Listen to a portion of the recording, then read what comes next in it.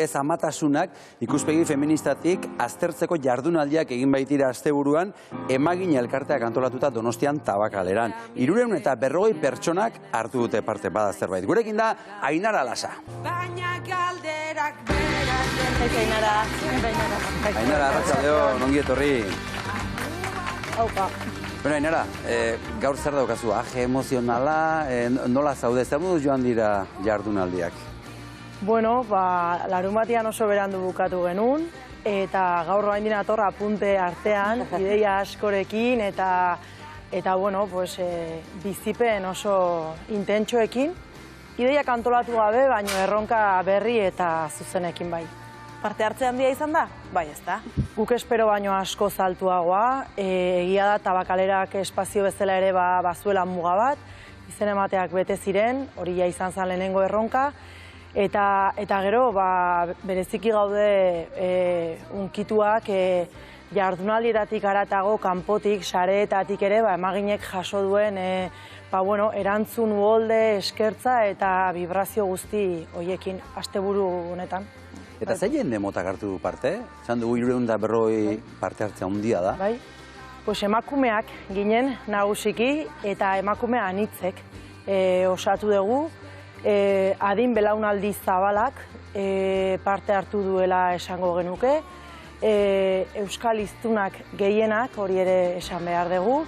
Eta bueno, modu batera edo bestera emakume bezala sozializatua izan den horrek, inoiz edo beti edo askotan bere gorputza, bere erabakiak eta bere bizipenak amatasunarekin ere irakurriak edo bizituak izan dituen hori.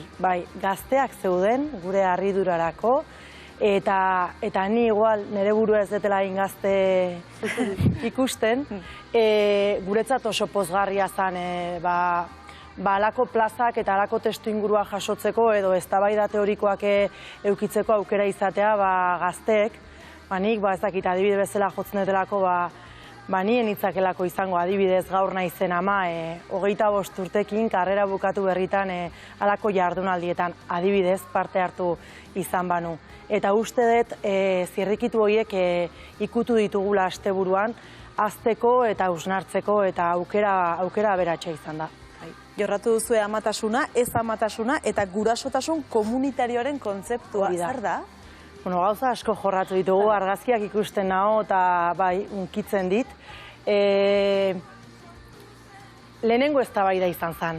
Nola deitu jardunaldi hauei, oso argi genekalako ez genuela bakarrik amatasunaz hitz egin nahi edo ez behintzat bapatean edo amatasunaz etortzen den ideia klasiko horretaz hitz egin nahi ez. Eta orduan, izan zen lehenengo provokazio bat, ez? Berehala gure lagun feministak nola amatasuna izenburuan da ez, gurasotasuna edo airetasuna, hori ere nahi degulako arrakalatu, ez? Azkenean, gure iruditegian eta gure euskal hizkuntzan ere, izendegiak eta gauzak izendatzeko moduak ere baduelako politikoki pixu nagusia eta amatasunak ere bai. Aitatasuna eta amatasuna, eta Amaia Agirrek oso ondo dion bezala batzuk beste ama dira. Orduan, nahi genuen provokazio txiki hortatik, ez amatasunetan hitz egin. Amatasun batzuetaz, ez amatasunetaz ere, kontzientzia horretaz ama ez zateko autua hartu dutenetaz, eta beste amatasunaz. Eta hor sartzen dugu guk aurrera begira eztabaidatu eta bereziki definizio propio bat eman nahi diogun amatasun edo gurasotasun komunitarioaz. Zakana bakarrik zerikusia erditu duten gorputzekin, ez?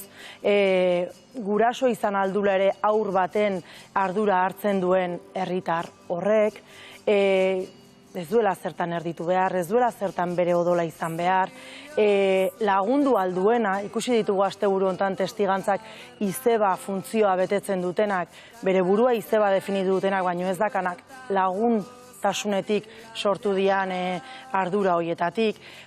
Uste dugu, eta Marta Lusanek ere esan zigunez, familia nuklear, pentsatzen dugu denak, bikoteetan bizi gerala nagusiki, eta gero estadistiketara edo datu zehatzetara demografiara jute bali magea, gaur egungo errealidadea ez da denak familian bizi gerala, edo bizitzan bikote izango dugula, ez? Eta badaude beste esperientzia batzuk guraso edo hasieran parte hartzeko. Eta, bueno, guk hor nahi dugu jarri pixkate indarra, aterazian erronketan ikusten degulako, apurtu behar degula orain arte gure iruditegian egon den amatasun klasiko horretatik. Horrek esan nahi du, familia eredu klasikoetatik ies egiteko beharra sumatu duzuela asteburu honetan? Era bat, bai, familia nuklearra gainditu beharra somatzen da. Bereziki indarra jarri zaio erreferente berriak sortu behar direla eta dauden erreferenteak plazaratu behar direla. Erdian jarri behar dela zergatikan ez ditugun helduok ardura hartu behar hasieran haur batzuena eta ez dugu zertan beraien guraso izan behar, baizik eta beraien bizitzako erreferente eta sostengu, bai, praktika guzti horietaz hitzein dugu.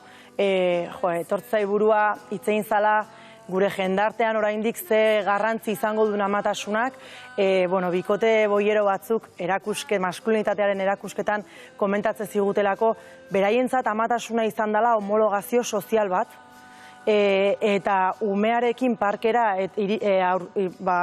azaldu ez diren arte, ez zuten onarpen berdina, ez zeuden ondo ikusiak, baino oso zuzenak izan zian, eta ikusi zuten komunitatearen babesa, legitimazioa handiago bat, komentatu zuten ere, ama eta gero, are eta feminitatearekin lotura gertuagokoa ikuste zutela ordu arte Mari Mutilil deituak izan dian herri plaza parke horretan, pila bat ikasi dugu testigantza guzti hoietaz, eta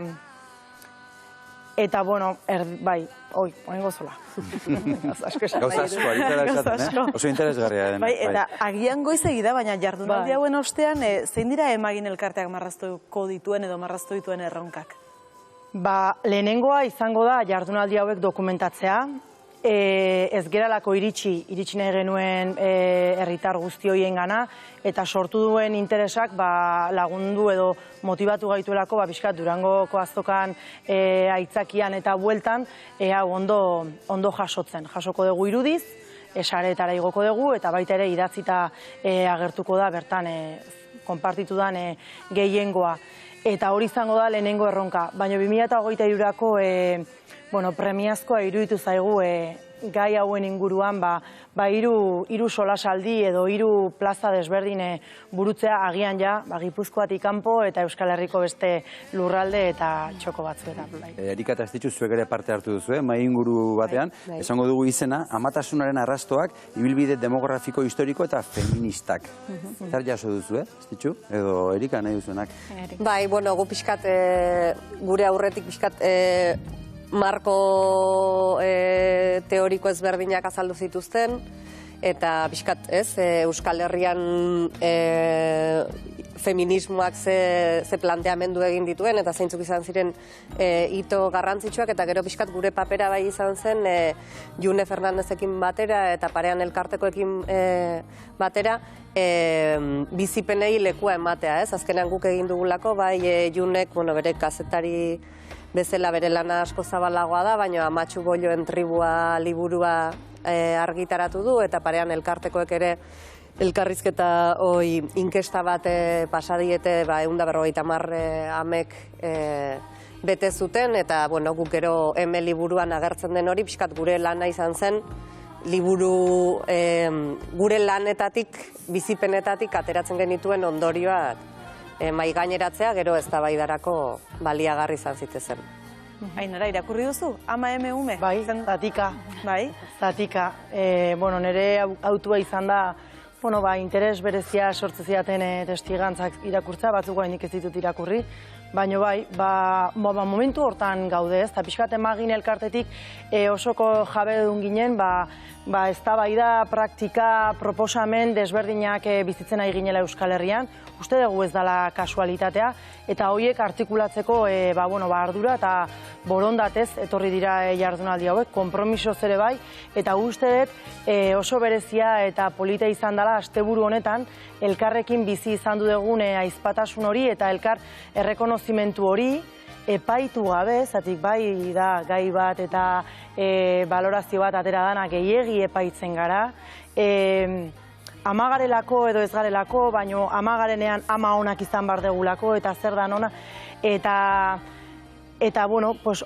ahizpatasun horretatik elkarrekin bide bat egiteko konpromisoak hartu dira eta bueno, egitarauak berak ere hori erakutsi du, ez? Oso korronte, bueno, anitzek edo orain arte elkartu gabeak ere bat egin degula eta bueno, oso bereziki